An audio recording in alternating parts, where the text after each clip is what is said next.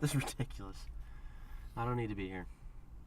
I tell it to the kid's parents. Ugh. I don't have a problem. I'm fine. I'm fine. I mean, look, man.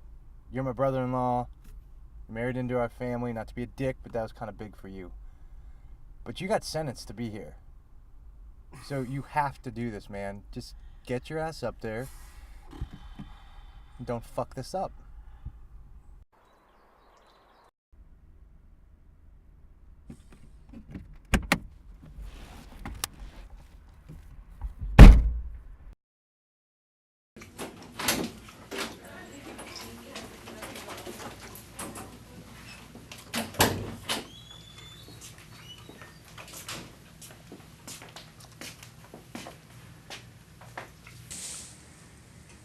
New York sucks.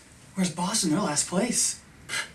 You gonna come at me with that overrated jersey you got on? Overrated jersey? Yeah, you know what I'm talking about. Well, where's Nomar? Where's Nomar right Gina now? can go It's suck a fired, fat isn't it? baby's cock. That's what he can do. No, that is inappropriate. That is wildly inappropriate. You're right, Doc. You're right. It's his share day. That's my fault. Hi, I'm Rory Carson. I'm here for Fantasy Rehab or...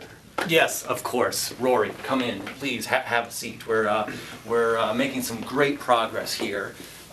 It's Trent's share day. Oh, share day. And it gets a little heated during share day sometimes, but welcome. Sully. Trent, continue. Anyway, Josh Gordon's lighting me up. I have Chris Johnson. He has 2 touchdowns going to the half, but it wasn't enough.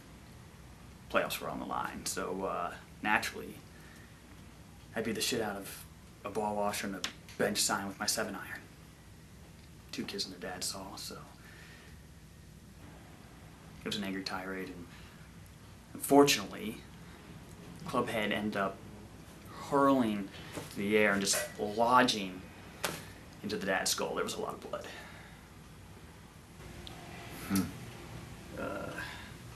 It was bad.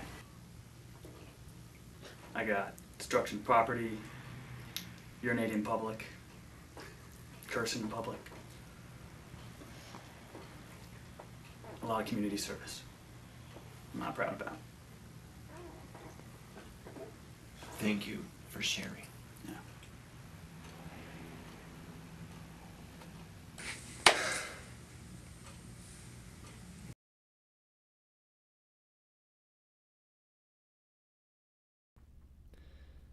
The road to recovery is not an easy one.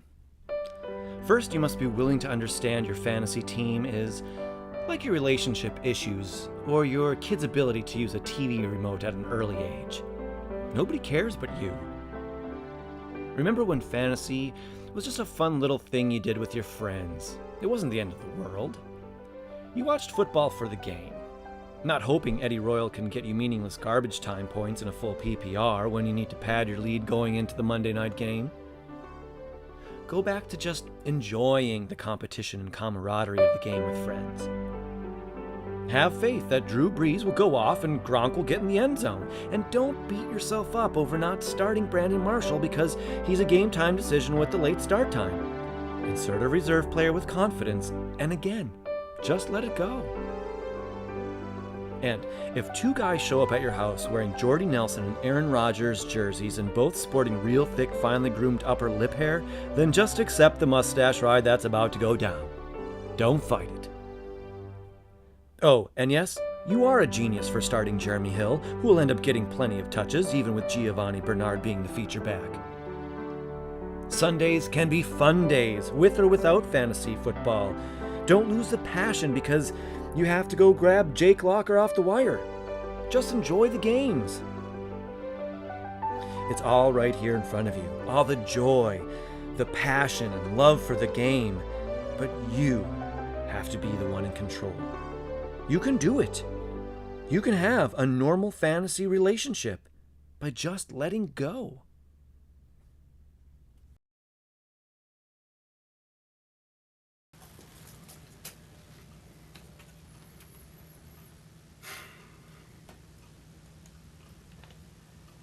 I'm in a really aggressive league. I've been to the finals 4 times, never won. I thought this was my year. You know, on paper, my team looked filthy. I had Aaron Rodgers, Megatron, Shady McCoy. I mean, if I had a hole, was that kicker or D? You know, regular season starts and I'm crushing bitches, cruising to the playoffs. All I got to do is beat the 6th seed and I'm into the title game. I beat him twice in the regular season, so I figured I was a shoo-in. And then it happened. I lost Aaron Rodgers. My team name was Mr. Rogers' Neighborhood. So, goddamn collarbone. You know, and so I was so cocky. I didn't carry a backup. Who would?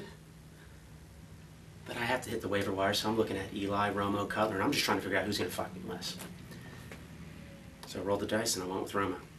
Day games go off, and I'm up 10 points. He's got no one else, and I got Romo at Sunday night. And there's no Monday reach around, and I feel like this one's in the bag. I'm cruising, solid beating. But here's the kicker.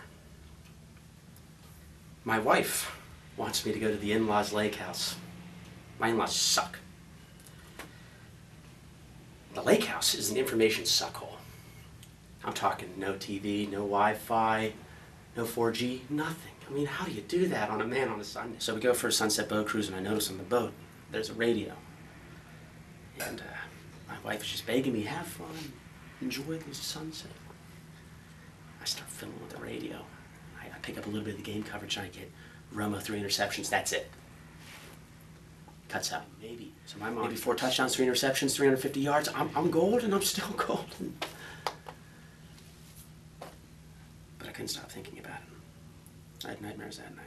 Next morning we go to breakfast, and my wife is just clawing away, munching on her waffle. Syrup, drizzling. And I see the highlights on the TV, and that wasn't the stat line I wanted. It was 3 interceptions, 2 fumble lost, and 98 yards. If you do that math, that's minus 10 points. Now my in-laws are still there, and I'm trying to save a little bit of face. But I'm losing it. That drive home was blistering hot. AC breaks, and I get the full recap. Not only was it that horrendous stat line I saw, but minus 10 rushing yards. If you do that math, at 1 point, either or my season was gone. So I started losing it. I mean, I'm slamming the dashboard. My wife's screaming. I see a little girl on a bike, just silver bike with blue and white cowboy streamers. So I get out and I'm chasing her down like I'm fucking Matlock, and I knock her off the bike and I start going, "Why, Romo? Why?" And I pick up the bike and I'm right, and I'm Hulk smashing this shit, bike shrapnel everywhere. And this girl's staring at me. She's screaming, my wife's screaming, and I'm just looking at her. She's scared shitless. She wasn't just scared shitless as in the metaphor. She was literally shitting her pants, shit running down her leg. And then I hear it. Good. Squad car comes around the corner. They saw it all. Thing is, bike wasn't even hers. It was her brother's. Probably didn't even know who Roma was. But now she does. And I'm sorry about that.